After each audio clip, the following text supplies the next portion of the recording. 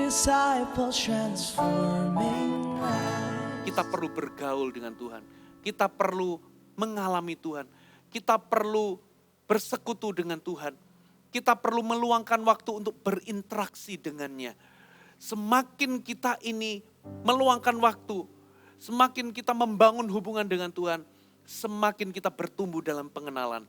Kalau kita bertumbuh semakin kenal Tuhan, maka kita ini bertumbuh di dalam iman, di dalam percaya kita dan di dalam kasih kita kepada Tuhan. Dan kalau kita ini makin bertumbuh dalam iman, dalam percaya kita akan bertumbuh dalam ketaatan. Ketaatan itu bukan sesuatu yang berat, tapi sesuatu yang otomatis atau natural kalau Anda bertumbuh dalam kasih dan bertumbuh dalam pengenalan. Mentaati Tuhan bukan menjadi sesuatu yang berat bagimu, tapi menjadi sebuah sukacita. Ada amin? Saudara, pada hari Natal ini saya akan memberikan pesan firman Tuhan dengan judul Christ the Lord. Mari kita sama-sama buka di Matius pasal yang kedua. Matius pasal yang kedua ayat 10 sampai ayat yang ke-11. Ketika mereka melihat bintang itu, sangat bersukacitalah mereka. Maka masuklah mereka ke dalam rumah itu dan melihat anak itu bersama Maria. Perhatikan kata-kata melihat anak itu. Bersama dengan Maria ibunya, lalu sujud menyembah dia.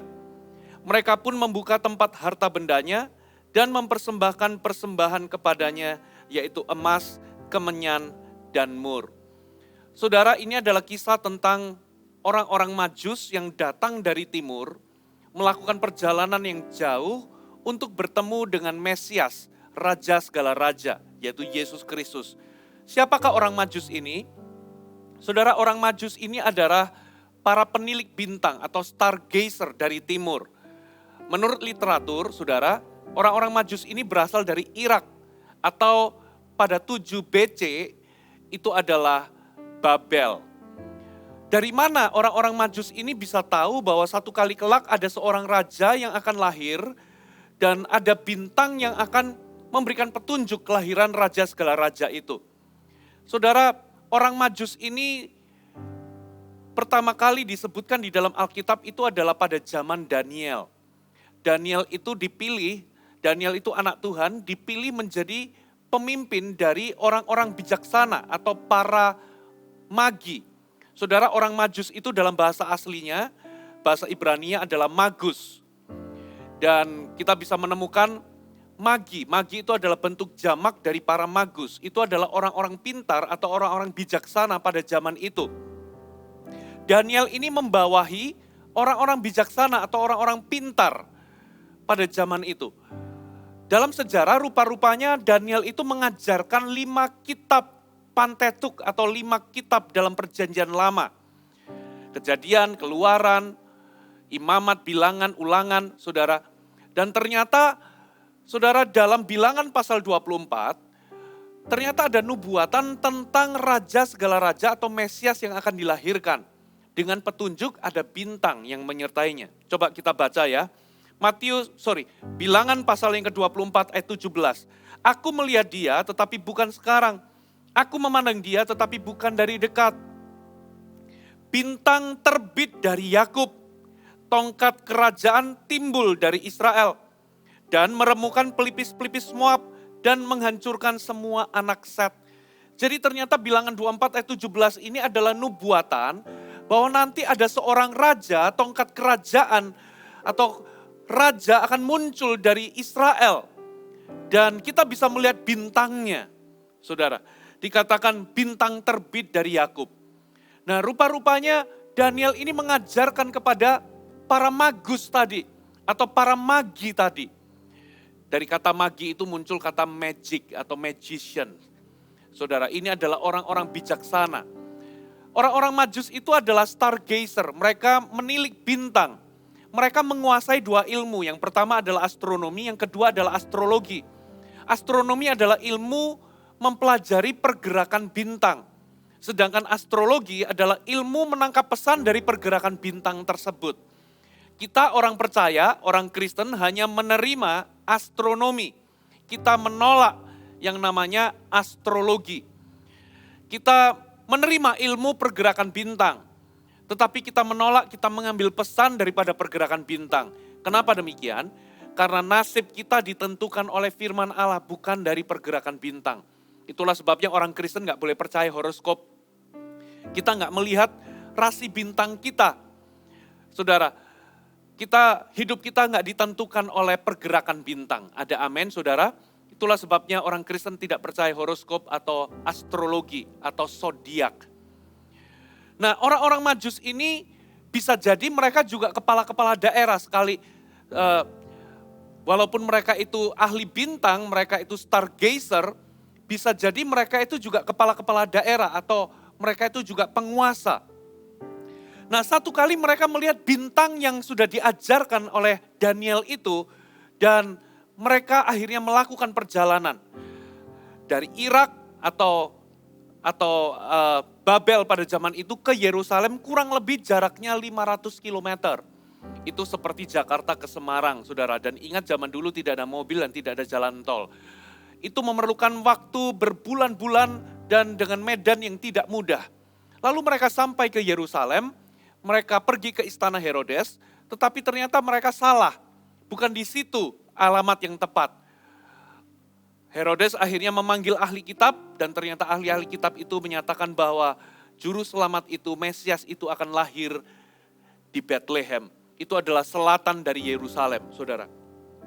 Nah, coba kita lihat apa respon atau sikap dari orang-orang Majus itu ketika mereka ketemu dengan Yesus. Jadi ketika mereka melihat anak itu, mereka tidak memperlakukannya sebagai anak biasa, tapi mereka memperlakukannya sebagai raja. Buktinya apa? Mereka sujud menyembah, lalu mereka memberikan persembahan berupa emas, kemenyan, dan mur. Saudara, itu bukan persembahan emas sedikit, mur sedikit, dan kemenyan sedikit, saudara. Tapi itu berupa upeti. Sama seperti saudara pada zaman itu kalau penguasa datang kepada penguasa yang lain, raja datang kepada raja, mereka akan memberikan persembahan yang banyak, saudara. Sama seperti Ratu Sheba mendatangi Raja Salomo, saudara. Membawa persembahan yang banyak. Nah, dari persembahan yang dibawa oleh orang-orang Majus ini, perhatikan orang Majus ini belum tentu 3, bisa saja 10, bisa saja 30, saudara. Dan mereka membawa persembahan yang begitu banyak. Persembahan berupa emas itu adalah persembahan yang diberikan kepada raja.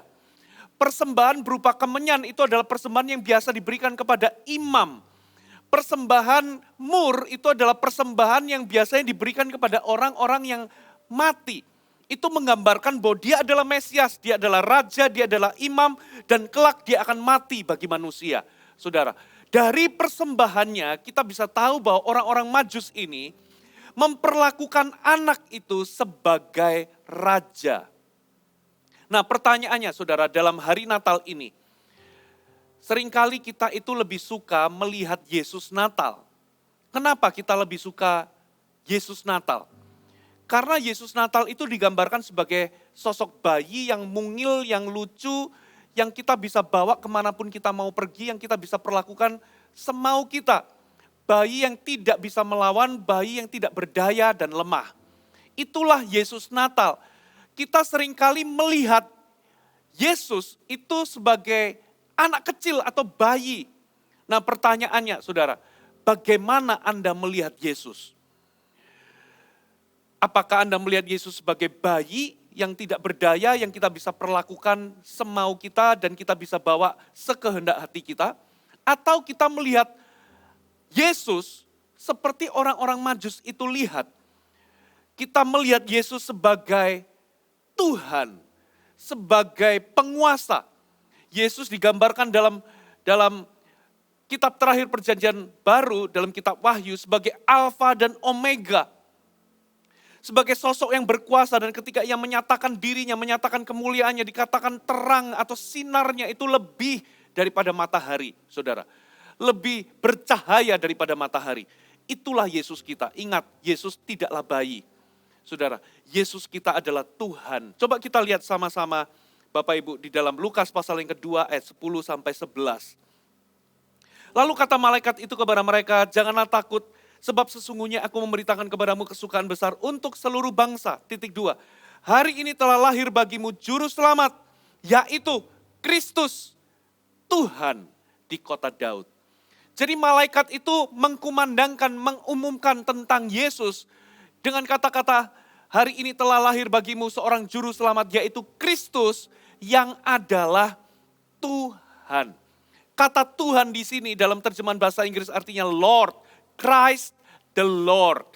Lord di sini dalam bahasa aslinya menggunakan kata kurios, artinya seorang penguasa, supreme in authority, tertinggi di dalam otoritas, the controller atau seseorang yang pegang kendali, penguasa yang mengendali, atau penguasa yang pegang kendali. Dengan kata lain, Tuhan adalah seorang penguasa. Dia adalah the Lord, Master, Tuan. Bapak Ibu, dia bukan bayi kecil yang mungil yang kita bisa perlakukan semau kita, tapi dia adalah Tuhan. Katakan amin.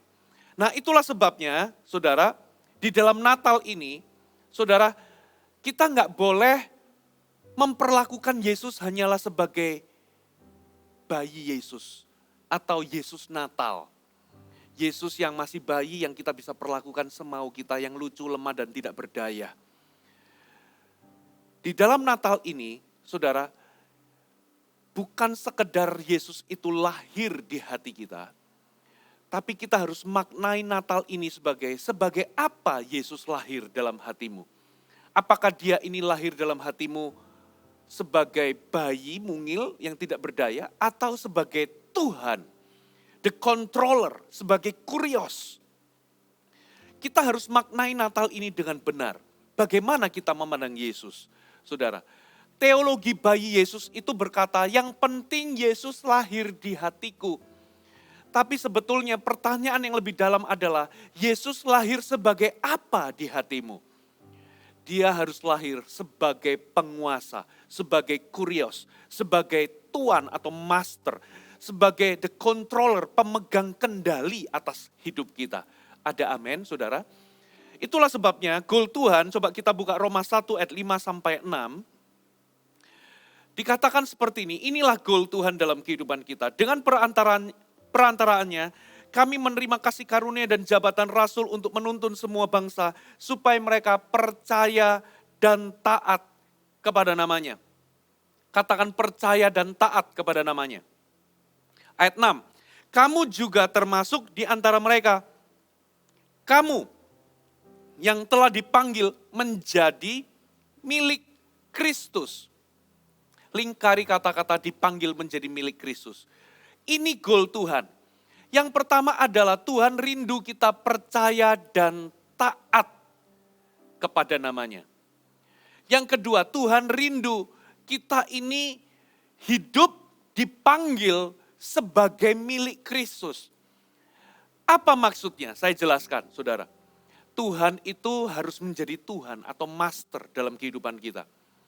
Bentuk kita ini memperlakukan Yesus sebagai Tuhan dalam hidup kita dan bukan Yesus bayi. Itu adalah ketika kita menyerahkan hidup kita untuk hidup di bawah ketuhanan Kristus. Lalu apa bentuk kita ini menyerahkan hidup kita di bawah ketuhanan Kristus? Yaitu dengan kita hidup percaya dan taat kepada namanya. Nah itulah sebabnya Tuhan itu ingin kita bukan sekedar percaya, tapi juga taat. Karena ketidaktaatan kita itu sebetulnya membuktikan ketidakpercayaan kita. Buktinya saudara, hari ini berapa banyak di antara Anda percaya bahwa doa itu penting. Tapi mengapa Anda tidak berdoa? Hari ini Anda percaya bahwa Tuhan itu adalah penyedia dalam hidup kita. God is my provider. Tapi kenyataannya, bahkan perpuluhan aja perlu berdebat, saudara. Berapa banyak yang percaya bahwa ada firman Tuhan katakan berilah maka kamu akan diberi. Mereka percaya, tapi kenapa mereka tidak memberi? Jadi ternyata ketidaktaatan kita itu hanyalah membuktikan ketidakpercayaan kita. Saya berikan contoh, saudara. Satu kali karyawan-karyawan di dalam gereja kami, ya, itu saya minta untuk semua karyawan-karyawan bisa belajar untuk setir mobil. Karena dengan tugas yang semakin besar, dengan kesibukan yang semakin besar, saya rindu semua karyawan-karyawan kita yang laki-laki semuanya bisa nyetir. Satu kali ada seseorang yang akhirnya dia les belajar nyetir dan satu saat dia datang saudara dan berkata, Pak Fuji saya sudah bisa nyetir. Lalu saya katakan saya percaya kamu bisa. Lalu apa yang terjadi sore harinya, sekretaris saya mengatakan bahwa Pastor Fuji nanti mobilnya itu akan diambil sama si A ini. Lalu saya katakan jangan dia yang ambil mobil, nanti bisa nyerempet sana, nyerempet sini. Saudara, saya mengaku percaya dia bisa nyetir mobil, tapi pada kenyataannya ketika kunci mobil saya diserahkan untuk dia ambil mobil, saya nggak berani menyerahkan kunci mobil saya ke dia. Dengan kata lain, saya tidak betul-betul percaya. Ketidaktaatan kita itu hanyalah membuktikan bahwa sebetulnya kita nggak percaya. Bapak Ibu. Itulah sebabnya Lukas pasal 6 ayatnya yang ke-46 dikatakan begini. Mengapa kamu berseru kepadaku Tuhan, Tuhan, padahal kamu tidak melakukan apa yang aku katakan. Inilah yang dinamakan banyak orang Kristen itu separuh-separuh percaya sama Tuhan. Kenapa? Dia mengaku percaya Yesus adalah Tuhan, tapi nggak taat. Terjemahan firman Allah yang hidup dikatakan, mengapa kalian memanggil aku Tuhan, kalau kalian tidak mau menaati aku. Jadi percaya itu harus dibarengi dengan ketaatan. Karena ketidaktaatan kita hanyalah membuktikan ketidakpercayaan kita. Itulah goal Tuhan dalam hidup kita. Tuhan ingin kita percaya dan taat. Saudara, rumus mujizat, rumus perubahan hidup, itu adalah bukan sekedar percaya, tapi percaya plus taat, saudara. Ada orang-orang, saudara, ada ibu-ibu berdoa minta suaminya supaya dilembutkan karena suaminya itu keras, suka memukuli, bahkan suaminya itu pernah selingkuh, pernah berkhianat, suaminya itu jauh daripada Tuhan. Satu kali istrinya itu berdoa, Tuhan lembutkan hatinya, Tuhan lembutkan hatinya. Beberapa bulan dia berdoa dan akhirnya Tuhan betul-betul menjawab doanya. Hati suaminya dilembutkan dan satu kali suaminya datang kepada istrinya untuk minta maaf. Giliran istrinya diminta oleh Tuhan untuk mengampuni suaminya demi pemulihan terjadi. Istrinya berkata, enak aja. Kamu gak tahu betapa sakitnya. Di dalam konseling juga sama, saudara. Ketika seseorang datang konseling minta pemulihan rumah tangga, lalu apa yang terjadi ketika pendeta itu berkata, Bapak, Ibu kalau ingin rumah tangganya pulih, pernikahannya pulih, Bapak dan Ibu suami istri harus saling mengaku salah dan saling mengampuni. Lalu tiba-tiba istrinya berkata, enak aja, Pak Pendeta gak tahu rasanya disakiti ya. Pak Pendeta gak tahu gimana rasanya sakitnya dikhianati. Enak aja mengampuni, kalau aku ngampuni nanti dia malah ngelunjak. Begitu pula suaminya berkata hal yang sama. Ya dia sudah bolak-balik tidak menghargai dan menghormatiku. Kalau aku tidak kalau aku memberikan pengampunan, nanti dia malah dapat angin. Saudara, lihat akibatnya apa? Ketika mereka tidak menuruti nasihat dari hamba Tuhan itu, pemulihan tidak terjadi. Ingat saudara, Anda itu sembuh bukan karena Anda datang ke dokter, tapi Anda sembuh ketika Anda pulang dari dokter, Anda menuruti semua perintah dokter. Pemulihan, mujizat, itu rumusnya adalah percaya plus taat. Kenapa ada orang udah lama ikut Tuhan tapi gak berubah hidupnya? Karena dia percaya minus taat. Kenapa ada orang gak ngalami pemulihan? Karena dia cuma percaya tapi gak taat. Kenapa ada orang hidupnya gak ngalami perubahan dan terobosan? Karena dia cuma percaya tapi minus taat, saudara. Itulah sebabnya Tuhan rindu siapapun yang ingin hidup di bawah ketuhanan Kristus, dia harus percaya dan taat. Pastor Fuji, perintah Tuhan itu seringkali berat, sulit untuk dilakukan. Saudara, saya dulu ketika awal-awal bertumbuh, saya merasa bahwa perintah-perintah Tuhan itu berat dilakukan. Tapi setelah saya tahu, ternyata firman Tuhan itu menyatakan bahwa perintah-perintahnya itu gak berat. Nah yang menjadi pertanyaan, Kalau memang perintah Tuhan itu tidak berat, saudara, kenapa kita itu seringkali gagal? Mana buktinya perintah Tuhan itu nggak berat? Saudara, kalau Anda mau jujur, Bapak Ibu, seringkali Tuhan itu memerintahkan kita untuk kita itu melakukan sesuatu yang kita itu sebetulnya bisa lakukan. Sesuatu yang sangat realistis untuk kita bisa lakukan. Tuhan gak pernah memerintahkan kita melakukan sesuatu yang mustahil. Sesuatu yang kita tidak dapat lakukan. Contoh, ya, tembok Yeriko itu bisa roboh. Itu bukan karena Tuhan itu memerintahkan sesuatu yang mereka itu mustahil lakukan.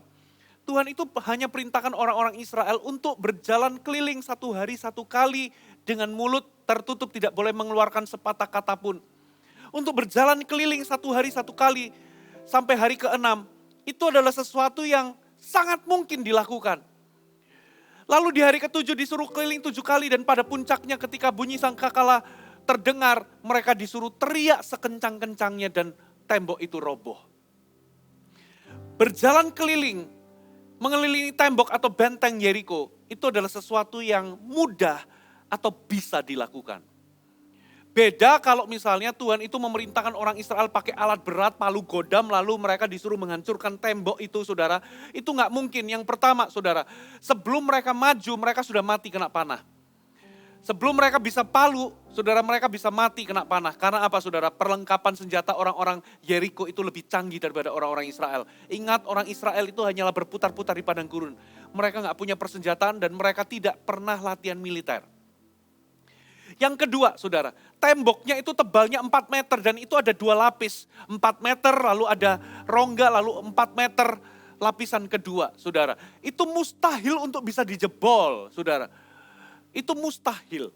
Tuhan gak memerintahkan mereka untuk menjebol menggunakan alat berat, karena itu mustahil.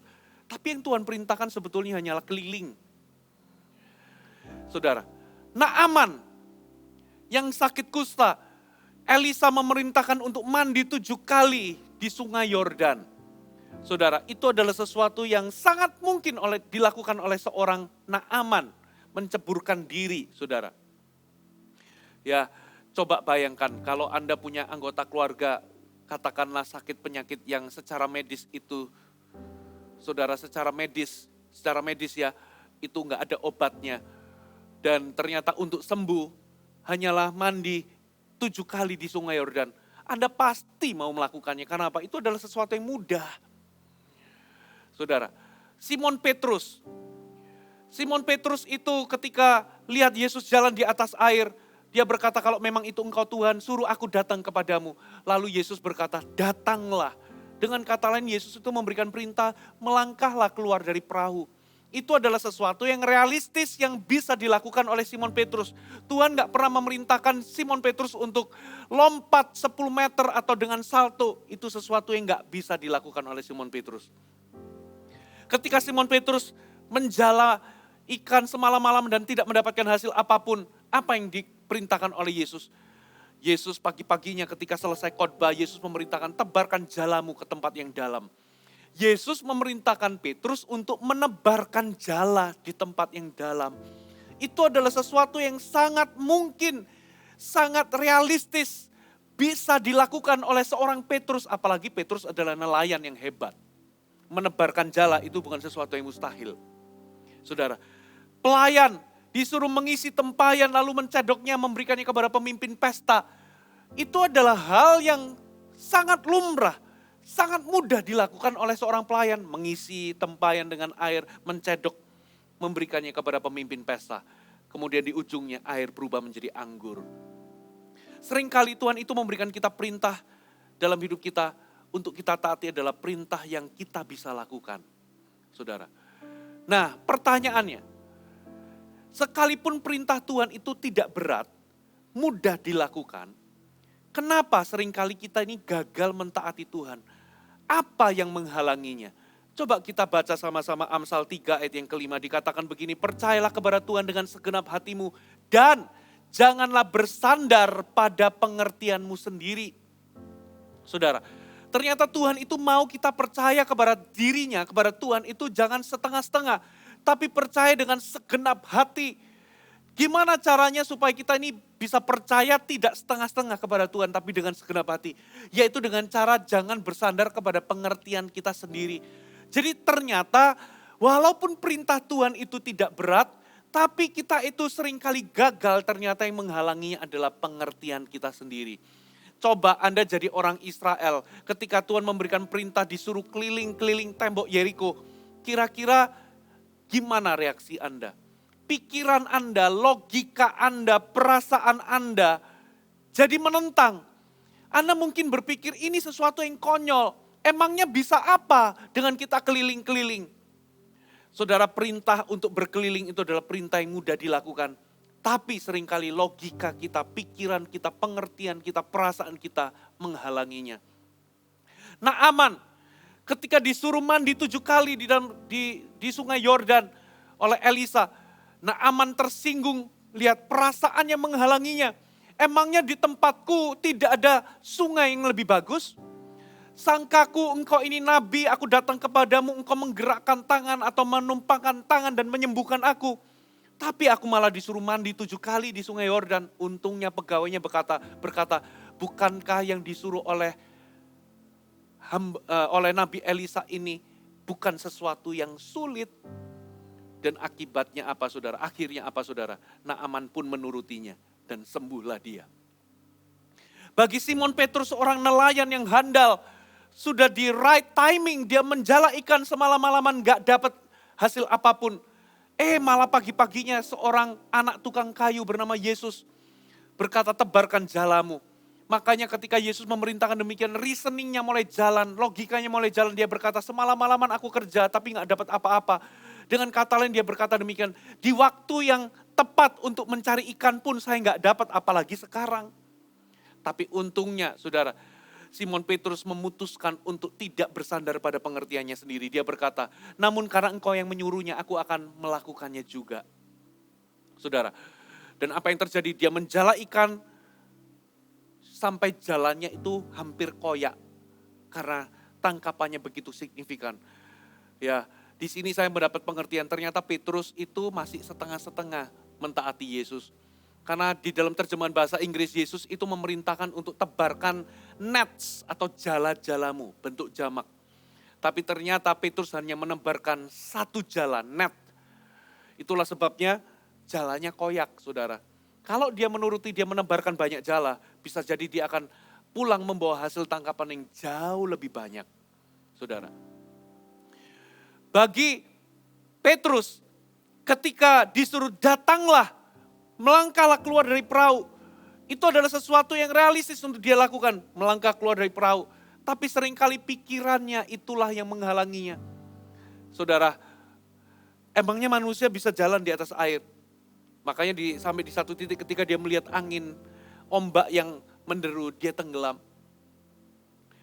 Bagi seorang pelayan, mengisi tempayan, mencedoknya, membawa ke pemimpin pesta, itu adalah sesuatu yang mudah dilakukan.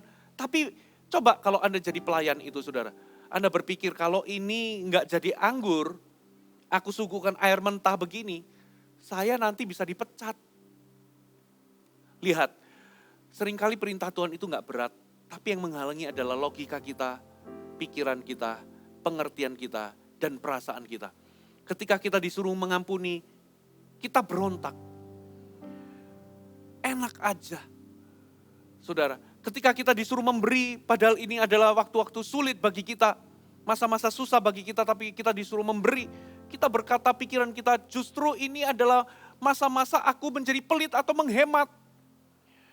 Saudara, seringkali pengertian kita sendiri yang menghalangi untuk kita taat. Sekarang pertanyaannya, kenapa Tuhan ingin kita percaya dan taat? Kenapa ketaatan itu penting? Dengan cepat saudara, yang pertama, karena ketaatan kita adalah bukti bahwa kita ini mengenal Tuhan. Coba kita buka sama-sama 1 Yohanes 2 ayat 3 dan 4. Dan inilah tandanya bahwa kita mengenal Allah, yaitu jikalau kita menuruti perintah-perintahnya. Barang siapa berkata, aku mengenal dia, tetapi ia tidak menuruti perintahnya, ia adalah seorang pendusta atau pembohong. Dan di dalamnya tidak ada kebenaran. Bapak Ibu, ada banyak orang Kristen itu merasa mengenal Tuhan. Mereka berkata, aku kenal Tuhan, kenapa? Aku sejak kecil sampai hari ini, Aku sudah ikut Yesus, aku sudah ikut Yesus, aku sudah jadi Kristen itu 30-40 tahun. Bahkan ada yang 50 tahun aku jadi Kristen.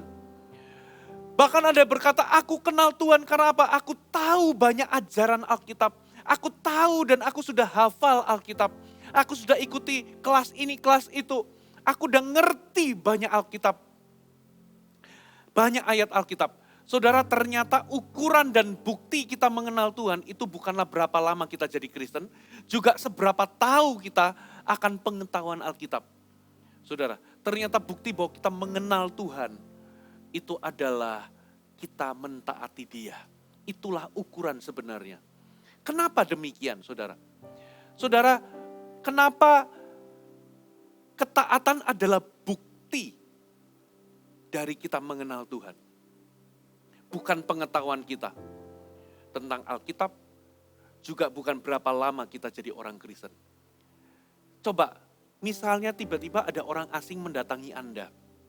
Orang ini sama sekali Anda tidak kenal, tiba-tiba dia berkata, serahkan uangmu 1 juta, besok aku ganti 10 juta. Kira-kira Anda berikan enggak? Pasti tidak, karena Anda tidak kenal orang ini adalah orang asing. Anda enggak bakal taat menyerahkan uang Anda 1 juta kepada orang ini. Tapi coba bayangkan, kalau Anda ketemu sama orang yang Anda kenal, orang ini memang terkenal kaya raya, orang ini terkenal jujur, punya kredibilitas, orang ini sangat dekat dengan Anda kenal orang ini itu sudah lama. Dan Anda tahu bahwa orang ini nggak mungkin bohong. Lalu tiba-tiba orang ini datang, serahkan uangmu 1 juta, besok aku ganti 10 juta. Anda pasti dengan senang hati mentaati dia. Anda serahkan 1 juta karena Anda percaya sama orang ini. Kenapa Anda percaya sama orang ini? Karena Anda kenal. Jadi semakin Anda kenal sama seseorang, semakin Anda akan percaya sama orang ini. Semakin Anda percaya sama orang ini atau sama seseorang, Anda akan semakin taat. Begitu pula dengan Tuhan. Saudara, semakin Anda mengenal Tuhan, semakin Anda akan mempercayai Tuhan. Dan semakin Anda percaya kepada Tuhan, semakin Anda akan taat kepada Tuhan. Itulah sebabnya bukti ketaatan kita, bukti pengenalan kita akan Allah itu adalah ketaatan. Ada amin, saudara? Itulah sebabnya hari ini, coba cek. Kalau Anda seringkali nggak taat, coba cek sejauh apa Anda kenal Tuhan. Jangan-jangan Anda kenal Tuhan hanya dari apa kata orang. Anda hanya kenal Tuhan itu cuma dari kata pendeta atau dari khotbah pendeta. Tapi Anda secara pribadi nggak pernah berinteraksi dengan Tuhan, nggak pernah bergaul dengan Tuhan, nggak pernah mengalami Tuhan. Coba cek, saudara. Yang kedua, kenapa ketaatan itu penting? Karena ketaatan kita adalah bukti bahwa kita mengasihi Tuhan. 1 Yohanes 5 ayat yang ketiga berbunyi demikian.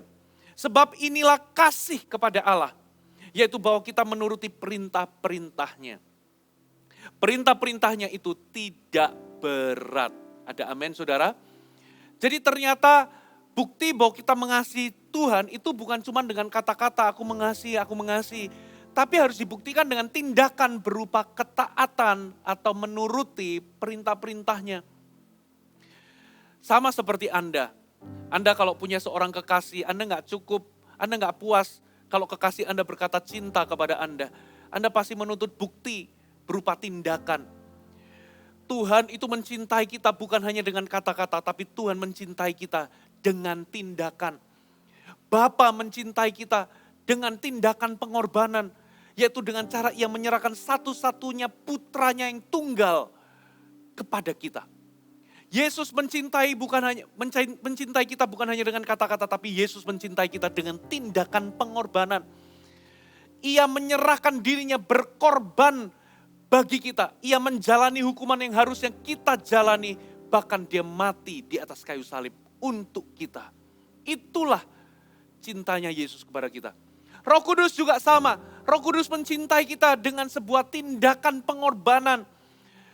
Apa pengorbanan Roh Kudus? Yaitu dia tetap tinggal di dalam diri kita sekalipun kita ini masih banyak melakukan hal-hal yang tidak berkenan. Efesus 4 itu berkata kita ini bisa mendukakan Roh Kudus Allah.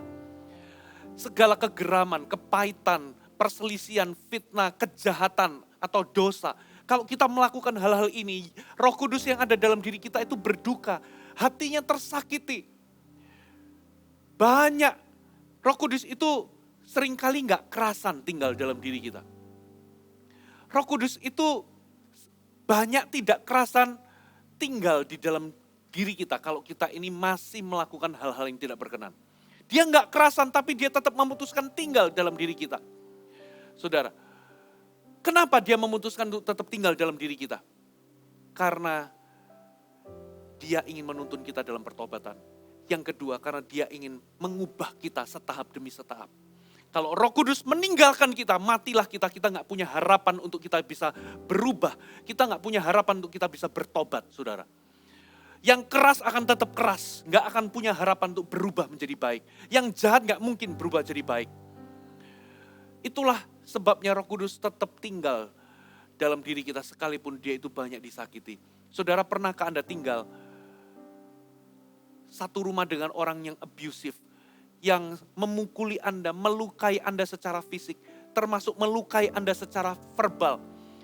Saudara, menyakiti perasaan Anda, plus orang itu jorok. Saudara pasti gak kerasan tinggal di rumah itu. Roh Kudus itu tidak kerasan tinggal di banyak di antara kita. Kenapa? Karena kita masih hidup dalam dosa. Kita masih banyak melakukan hal-hal yang tidak berkenan dalam bentuk pikiran maupun tindakan, saudara. Tapi kabar baiknya, karena cinta, Roh Kudus tetap tinggal supaya dia bisa membuat kita, menuntun kita dalam pertobatan. Karena cinta dia tetap tinggal supaya dia bisa mengubah kita setahap demi setahap. Itu bukti cintanya Roh Kudus dalam hidup kita. Itulah sebabnya hari ini, kalau Anda jatuh bangun dalam dosa, atau Anda melakukan hal yang buruk, saudara dan saya punya harapan untuk bangkit dan pulih. Itu sebabnya kita nggak boleh kasih kata final kepada orang yang jahat atau orang yang buruk. Sekeras hati, sekeras apapun orang itu, seburuk apapun, sejahat apapun orang itu. Kalau masih ada Roh Kudus dalam dirinya, dia masih punya harapan untuk berubah. Kita semua masih punya harapan untuk berubah. Itu sebabnya jangan berkata, aku sudah selesai, hidupku sudah selesai. No, Tuhan belum selesai dengan hidupmu. Selama masih ada Roh Kudus dalam hidupmu, dengar baik-baik, Anda punya harapan untuk berubah. Anda punya harapan untuk bangkit. Anda punya harapan untuk pulih. Ada amin. Semerah apapun dosamu, sedalam apapun Anda terjerumus, tidak ada dosa yang terlalu dalam yang Roh Kudus tidak sanggup jangkau dan mengubahnya. Saudara, Anda dicintai oleh Roh Kudus. Itu sebabnya bangkitlah, raih tangan Roh Kudus. Bangkitlah, bertobatlah. Ada amin, saudara? Yang ketiga, saudara, kenapa ketaatan itu penting? Karena ketaatan itu adalah bukti bahwa kita membangun fondasi kehidupan yang kuat atau yang kokoh. Matius 7 ayat 26-27 dikatakan begini, setiap orang yang mendengar perkataanku ini dan tidak melakukannya, ia sama dengan orang yang bodoh yang mendirikan rumahnya di atas pasir. Kemudian turunlah hujan, datanglah banjir, lalu angin melanda rumah itu sehingga rubuhlah rumah itu dan hebatlah kerusakannya. Jadi kalau Anda membangun rumah, lalu muncul hujan, ada banjir, lalu angin menerpa, lalu rumah Anda itu roboh, itu hanyalah membuktikan bahwa selama ini Anda membangun rumah itu dengan fondasi pasir. Dalam kehidupan kita juga sama. Kalau dalam hidup ini Anda mengalami persoalan, Anda mengalami badai, saudara, Anda mengalami masalah dan bangunan iman Anda itu roboh, imanmu goyang dan roboh, itu hanyalah membuktikan bahwa selama ini Anda hidup dalam ketidaktaatan.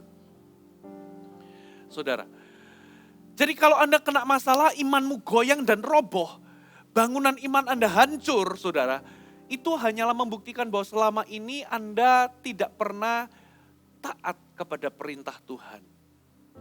Jadi di balik ketaatan itu ada janji. Apa janji di balik ketaatan kita kepada firman? Ini janji Tuhan. Bahwa apapun yang menghadang kita di masa depan kita, entahkah itu badai atau persoalan, kalau kita membangun hidup di dalam ketaatan, saudara, maka semuanya itu tidak akan merobohkan kita. Ada amin? Selama kita membangun sebuah kehidupan yang taat kepada firman, saudara, semua persoalan badai yang akan menghadang kita di masa depan kita, itu tidak akan merobohkan kita. Katakan amin. Jadi kalau Anda bangun rumah, kena hujan, kena banjir, kena angin dan tidak roboh, itu membuktikan bahwa selama ini Anda membangun fondasi yang kokoh. Ada amin?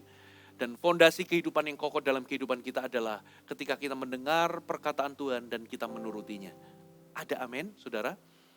Nah sekarang dengan cepat, bagaimana kita bisa membangun kehidupan yang taat? Yang pertama saudara, Anda perlu memperlakukan Yesus sebagai Tuhan. Anda harus lihat dia bukan sebagai bayi, tapi sebagai penguasa, sebagai Tuhan. Coba kita lihat Kejadian pasal yang ke-22. Kenapa Abraham itu bisa taat? Dikatakan begini, Kejadian 22 ayat pertama, setelah semuanya itu Allah menguji atau mencoba Abraham. Ia berfirman kepadanya, Abraham, lalu sahutnya, ya Tuhan.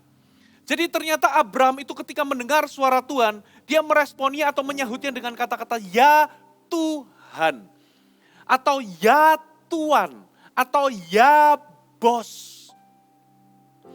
Jadi dia melihat bahwa sosok yang berbicara kepadanya itu bukan orang sembarangan. Tapi dia adalah pribadi Tuhan. Yang adalah penguasa dalam hidupnya. Yang adalah majikan dalam hidupnya. Nah banyak orang Kristen itu hanya memandang Tuhan itu sebagai Bapa yang baik. Tapi lupa bahwa selain dia itu Bapa yang baik, dia adalah majikan kita. Dia adalah Tuan kita. Dia adalah Tuhan kita. Seringkali kalau di rumah saudara, ya, kita itu lebih enak memerintahkan pekerja ART kita atau pembantu rumah tangga kita ketimbang anak. Kalau sama anak, aduh tunggulah Pak, tunggu lama, nanti aja, masih capek. Kita itu perlu memerintah 3 kali, 4 kali, 5 kali baru jalan. Tapi beda dengan ART. Mau dia itu capek, mau ini sudah malam, kalau majikannya ngomong, tolong masakin masakan, atau tolong gorengin tahu, tolong ambilin minum, tolong siapin makanan, mau selarut apapun, selelah apapun, dia akan berkata, ya Tuhan, ya Nyonya. Saudara, nah kita nggak boleh lupa, dia memang Bapa yang baik, tapi dia juga adalah Tuhan. Kurios dalam hidup kita, pengendali atas hidup kita, pemegang kendali. Saudara, beranikah Anda menyerahkan kunci mobil kendali hidup Anda ke tangan Yesus? Atau selama ini Anda mengaku percaya tapi Anda masih pegang kendali atas hidup Anda? Berani nggak Anda serahkan kendali itu ke tangan Yesus? Kalau Anda berani serahkan, itu berarti Anda hidup di bawah ketuhanannya.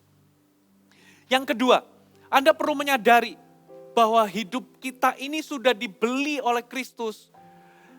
Bahwa hidup ini bukannya milik kita, tapi sudah menjadi milik orang lain, yaitu milik Kristus.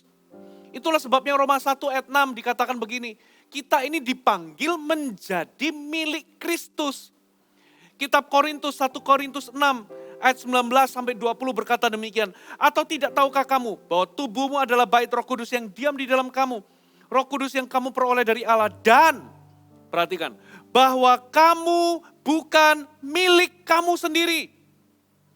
Kita ini bukan milik kita. Sebab kamu telah dibeli dan harganya telah lunas dibayar. Karena itu muliakanlah Allah dengan tubuhmu. Ada kata-kata kita ini bukan milik kita sendiri. Karena kita sudah dibeli dan lunas dibayar. Kenapa Alkitab itu katakan ada tambahan sudah dibeli dan harganya sudah lunas dibayar. Kenapa ada pakai tambahan harganya sudah lunas dibayar? Itu berarti kita ini sudah gak punya hak atas diri kita. Tapi Tuhanlah yang memiliki hak penuh atas diri kita. Kalau Anda beli rumah tapi Anda masih KPR, masih nyicil, saudara Anda belum memiliki hak penuh atas rumah itu. Sekalipun Anda sudah tinggal dalam rumah itu, sekali Anda tidak bisa bayar cicilannya, maka pihak bank punya hak penuh untuk mengambil rumah Anda, menyita rumah Anda. Mobil juga sama. Kalau Anda beli mobil tapi belum lunas, masih cicilan, Anda belum memiliki hak penuh atas mobil itu, makanya BPKB-nya di tangan bank. Karena sekali Anda tidak bisa membayar cicilan, kreditnya macet, Bank punya hak penuh untuk mengambil, merampas, menyita mobil Anda. Jadi Anda tidak punya hak sebetulnya atas mobil tersebut. Hidup ini juga sama, ternyata kita ini sudah dibeli dan harganya lunas dibayar. Dengan kata lain, Tuhan punya hak penuh atas hidup kita. Tuhan itu punya hak penuh, artinya apa? Tuhan mau perlakukan kita semena-mena pun dia berhak. Dia mau berkati atau enggak berkati kita, dia berhak. Dia mau suruh-suruh kita lakukan sesuatu, dia berhak karena dia pemilik hidup kita. Dia mau cabut nyawa kita sekarang juga, dia berhak. Dia enggak kasih makan atau dia kasih makan atau enggak kasih makan hidup kita pun dia berhak. Dia berhak melakukan sekehendak hatinya atas hidup kita karena kita sudah enggak punya hak lagi karena kita sudah dibeli. Tapi puji Tuhan, Tuhan itu bukan Tuhan yang keji atau jahat. Dia enggak pernah memperlakukan kita semena-mena. Dia adalah Tuhan yang suka memberkati hidup kita. Katakan amin. Untung Tuhan kita bukan Tuhan yang kejam. Tapi sebaliknya justru kita yang seringkali memperlakukan Tuhan semena-mena. Kita jadi lupa diri bahwa kita ini sebetulnya sudah dibeli oleh Tuhan. Kita lupa diri, saudara. Ketika Tuhan minta untuk kita melayani, kita berkata, aduh Tuhan kenapa engkau mencuri banyak waktuku? Kenapa engkau mengambil banyak waktuku? Kenapa engkau merampok hidupku? Ketika Tuhan suruh kita melayani, seharusnya kita berkata, ya Tuhan ini adalah privilege. Karena aku bisa balas cintamu. Karena engkau sudah membeli aku dari maut, dari tangan maut. Sekarang ini aku jadi milikmu kalau aku punya kesempatan untuk membalas kasihmu. Aku yang berterima kasih. Harusnya pelayanan itu bukan beban tapi sukacita. Semakin Tuhan meminta Anda melakukan sesuatu, semakin Anda itu merasa bersukacita. Itulah sebabnya pelayanan bagi saya itu bukanlah beban. Mau selelah apapun, secapek apapun, seberat apapun tanggung jawabnya. Pelayanan itu bukan beban tapi sukacita. Orang yang menganggap pelayanan itu beban, merampok hidupnya, mengambil sesuatu dalam hidupnya. Jangan-jangan dia lupa diri. Jangan-jangan dia masih merasa punya hak atas hidupnya. Padahal sebetulnya dia sudah gak punya hak. Padahal dia sebetulnya sudah menjadi milik Kristus. Itulah sebabnya saudara, berita kekristenan itu gak boleh hanya sekedar berkata, yang penting adalah engkau memiliki Yesus. Teologi bagi Yesus itu berkata, yang penting kamu memiliki Yesus, titik.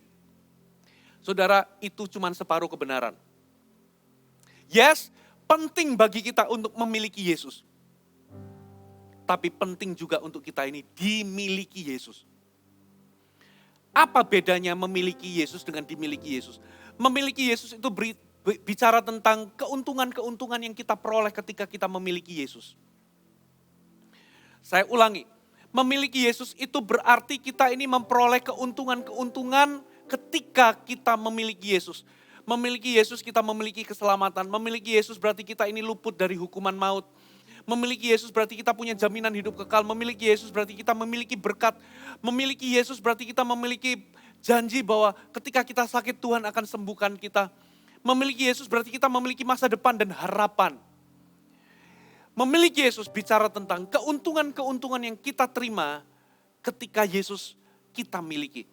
Tapi dimiliki Yesus itu bicara tentang kendali Tuhan, kendali Kristus atas hidup kita.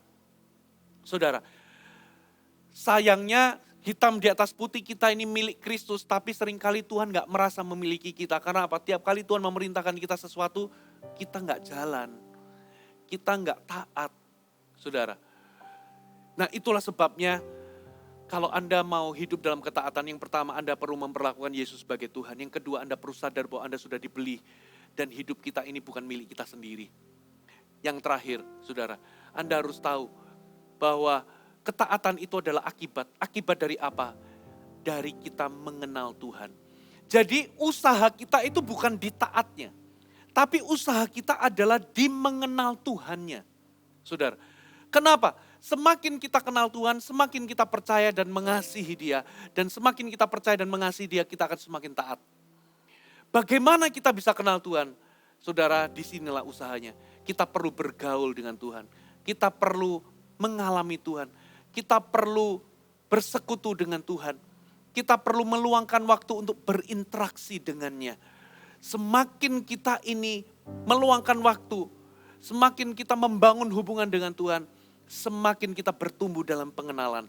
Kalau kita bertumbuh semakin kenal Tuhan, maka kita ini bertumbuh di dalam iman, di dalam percaya kita dan di dalam kasih kita kepada Tuhan. Dan kalau kita ini makin bertumbuh dalam iman, dalam percaya kita akan bertumbuh dalam ketaatan. Ketaatan itu bukan sesuatu yang berat, tapi sesuatu yang otomatis atau natural kalau Anda bertumbuh dalam kasih dan bertumbuh dalam pengenalan. Mentaati Tuhan bukan menjadi sesuatu yang berat bagimu, tapi menjadi sebuah sukacita. Ada amin? Inilah pesan Natal, saudara. Pesan Natal bagi kita adalah bagaimana Yesus itu lahir di hatimu. Sebagai apa Yesus lahir di hatimu?